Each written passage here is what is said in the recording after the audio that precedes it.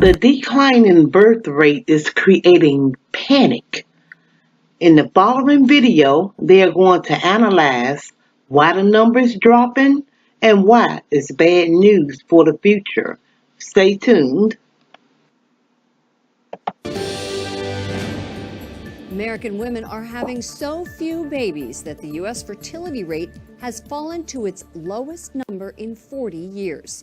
The replacement fertility rate of 2.1%, that's enough to renew the population, is typically viewed as an optimal level for stability. According to the National Center for Health Statistics, the total fertility rate for 2017 fell to 1.76 births per woman.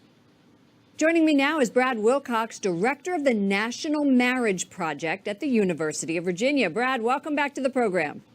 It's good to be here, Lauren.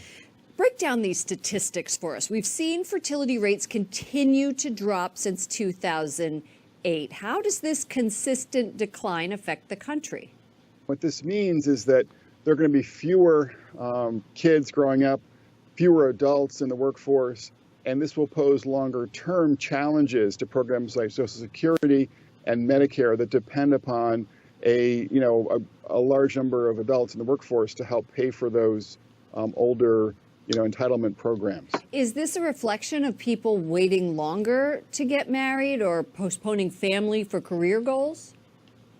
So yeah, this is a reflection of a lot of things that are happening, but one big story here is that young adults in America today are postponing marriage.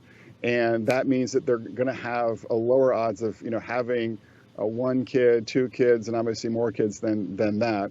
It's also a reflection, too, of the fact that we're seeing among younger adults today, fewer and fewer younger adults actually kind of dating, fewer young adults marrying, and fewer young adults actually having sex.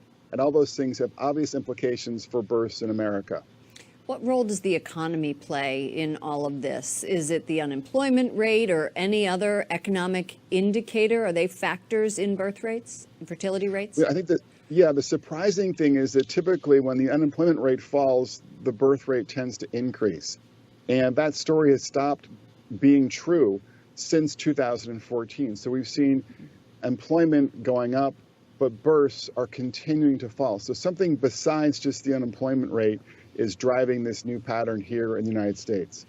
Does this reflect a change in how society views marriage and its purpose?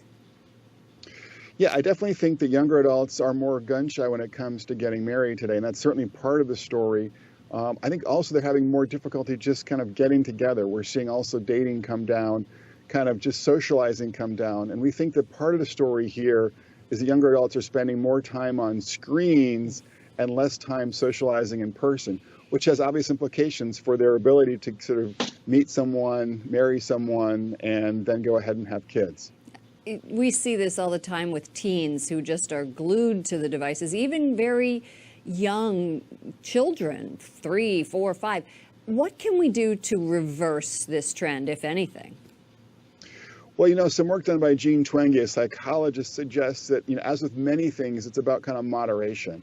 And what her work suggests is that for teenagers and probably the rest of us, sort of spending about an hour with screens, whether it's, an iPod or your iPhone, is fine. But sort of spending a lot more time than that is related to less socializing, more depression, and other negative outcomes. So I think it's about trying to foster, an ethic of moderation when it comes to our use of these devices. So funny, we have to wrap up, but it's so funny because we see this in depression. Suicide rates are at an all-time high. I'm wondering if in 15, 20 years we're going to look back and say, boy, the iPhone and all of that technology really contributed to the worsening conditions of society. Brad Wilcox, director of the National Marriage Project at the University of Virginia, thank you, as always, for your insights. Thanks for having me on, Lauren. Please tell me, what did you think of the video? And share your views and thoughts in the comment section below.